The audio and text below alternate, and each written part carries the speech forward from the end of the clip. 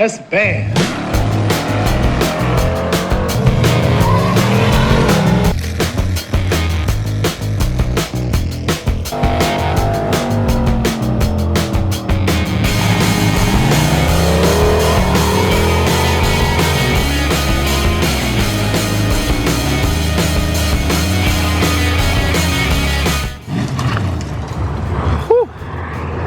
Turbo Ford Fox body.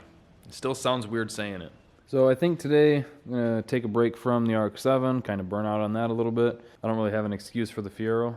So today we're going to work on this bad little unit right here and try to just go through and check some of the regular maintenance items. We're going to try to check the plugs. I don't know how we're going to check this side at all yet. This side will be easy. But over here, boy, they've got some shenanigans happening here. So this back one I can get to. I almost think that I would have to completely pull the turbo off because they got the downpipe welded to it. And then I can somehow get the clamp off there, which I don't know how I would do that either. This sucks. We'll at least look at those plugs and see what we can do. And then I need to adjust the shift linkage and move the power source for the fan to an actual like switched wire. Because right now you just turn the battery on at the back and it comes on automatically, which is kind of lame. And then, yeah, at some point we do have to fix the exhaust leak and check the oil and check the transmission fluid. It's so weird to my little pea brain not seeing anything back here. That's just so weird to me. Like, these bell housing bolts are so easy to get to. And I don't know if I showed you guys in the last video where I like revealed the car.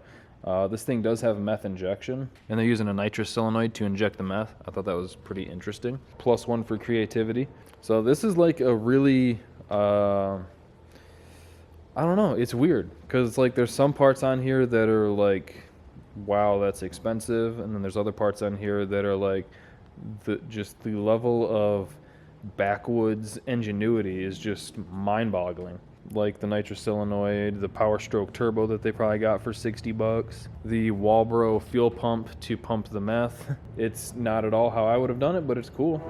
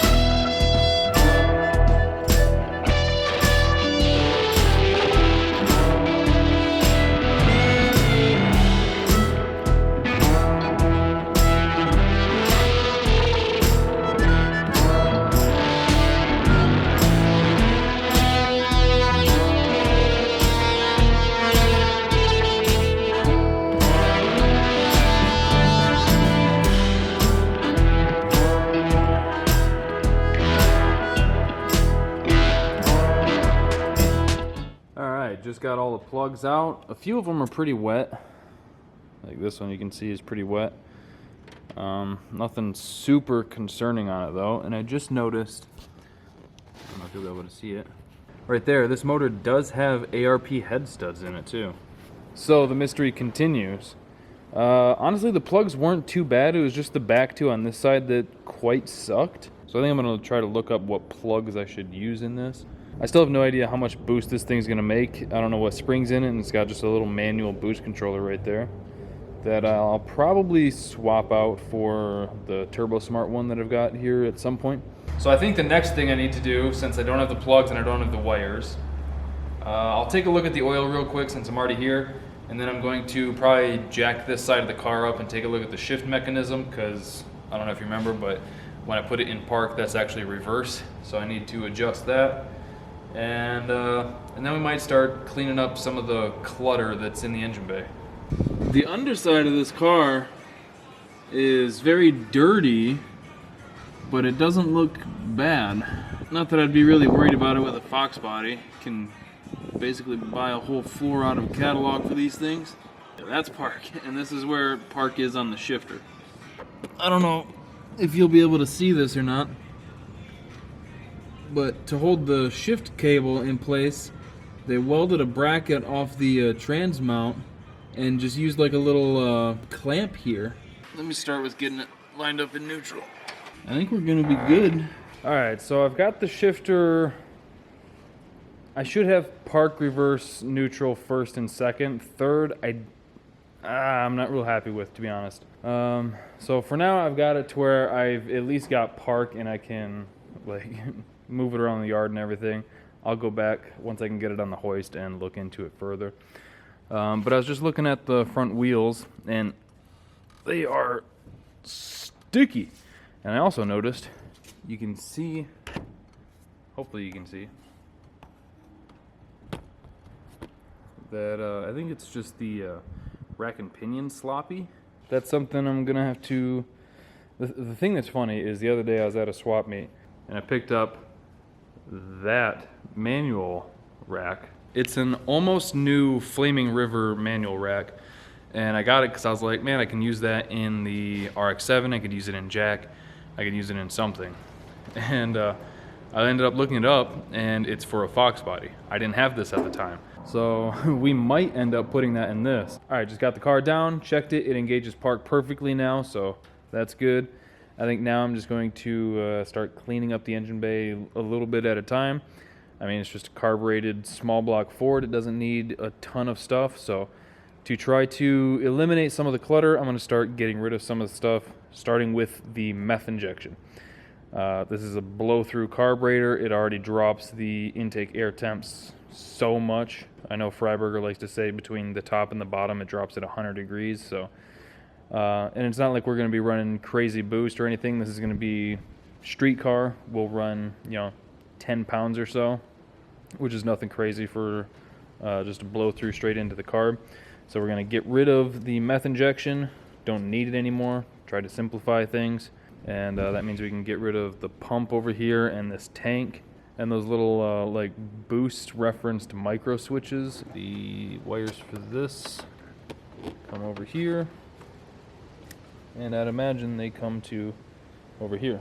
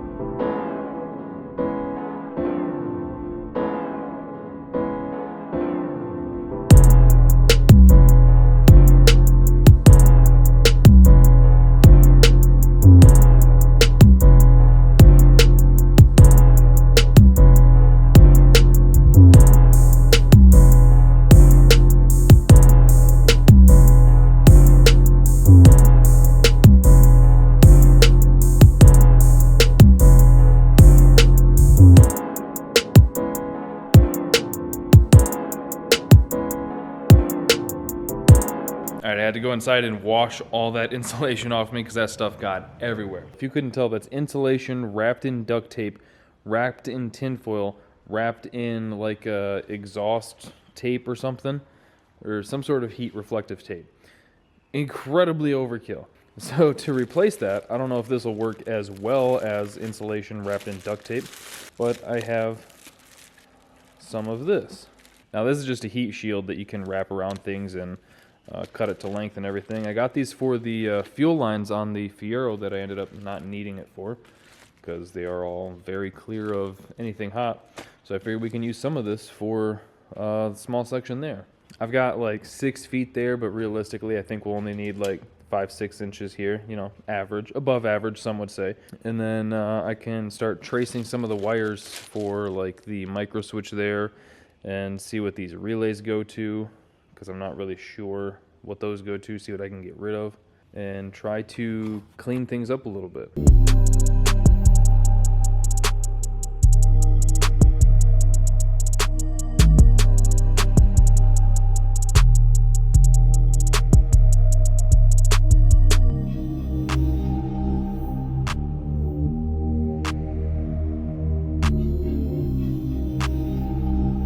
So I'm trying to trace the wiring to decipher, you know, the hieroglyphics of relays over here and see what's going on.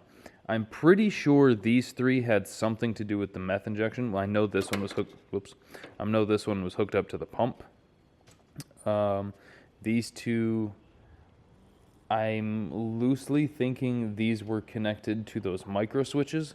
Yeah, I'm 99% sure I can just get rid of these relays and clean up a bunch of the wiring for the solenoid here, because I think the only things I'll need connected are the switched wire from the key, the wire out to the starter, the wires to the alternator, battery in, things like that. And this one was literally just wrapped around here a bunch and taped up. So trying to just make a little bit trying to just make things look a little bit nicer, so that when you're looking at everything, you're like, yeah, that was done, like they thought about what they were doing. I pulled all the relays out and noticed that this one is connected to the headlights. So I'm trying to do some testing, because I noticed that the high beams only work when the switch is pulled back, not pushed ahead, which I'm 90% sure is probably just that stock needs to be replaced. That's a pretty common thing. But I also noticed that, one, this plug doesn't have the clip here anymore, so that can fall out pretty easily. And then they seemed, I haven't unraveled this yet, kind of scared to, but they have a clump of wires just connected when they swapped in these bad boys here. I just wish people, when they would rewire things, they would do it just a little bit better. You know, like the self-tapper grounds, I don't have a problem with that. Those work fine. They're not like any safety hazard, anything like that. But some of the other stuff, I mean, it's not as bad as the Starfire was when I got that, but I mean, at least they taped things off. I don't know if it's gonna look any better to you, but I think it's looking a lot better. The firewall's a lot neater, just has the brake lines on it now. Over here's looking a little bit better. There's not like 700 relays on it with just Medusa's nests of wiring. I think it's looking better. Once it's like cleaned up and maybe splash some paint on it or something, I think it'll look pretty good. This reference line for the fuel pressure regulator was tied into the carb hat. I think that'll be fine. And then this one for the blow-off valve was into the spacer here under the carb. So the only thing really left to do wiring wise is redo the fan so that that's on switched power. And I'd like to, if any of you guys know what this plug goes to, looks like orange, blue, black, maybe, like that, little 3-pin. And then there's 3 up here by the brake booster.